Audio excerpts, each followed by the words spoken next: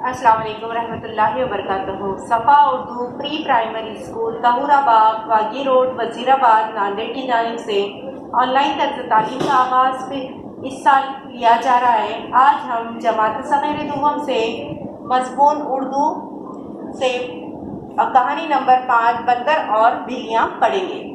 प्यारे बच्चों, हमारी कहानी का नाम है बंदर और बिल्लियाँ।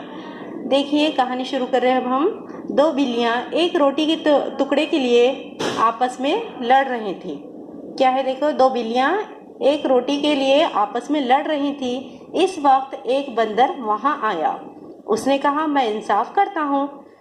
क्या हो गया, देखो, दो बिल्लियाँ थी, एक रोटी थी, वो दोनों भी आपस में रोटी के लिए लड़ रही थी। इतने में वहाँ पर एक बंदर आया और उसने कहा, मैं इंसाफ करता हूँ, यानी कि दोनों में बराबर बांटता हूँ।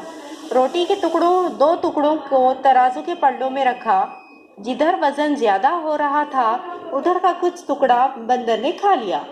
क्या हो गया, देखो, वो रोटी के जो दो टुकड़े किया और तराजू में रखा, और जिधर का कोई वजन ज्यादा होता वो टुकड़ा क्या करता, बंदर खा लेता था।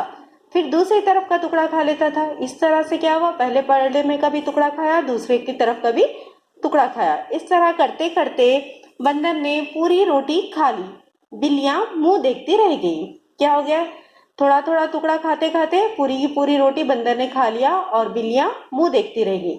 इस सबक से हमें क्या, इस कहानी से क्या सबक मिलता है हमें? लड़ाई का अंजाम ऐसा ही होता है।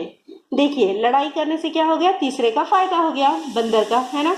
अगर ये बिल्लियां समझदारी से एक रोटी को आपस में बांट लेती तो दोनों का भी फायदा होता था, लेकिन इसमें किसका फायदा हो गया, बंदर का। प्यारे बच्चों, इस कहानी को अच्छे से याद कीजिए, अपने वालिदैन को सुनाइए और हमारे सफ़ा उर्दू प्राइमरी स्कूल के चैनल को सब्सक्राइब करो, लाइक करो, शेयर करो, ताकि नई आने वाली वीडियो की नोटिफिकेशन आपको मिले।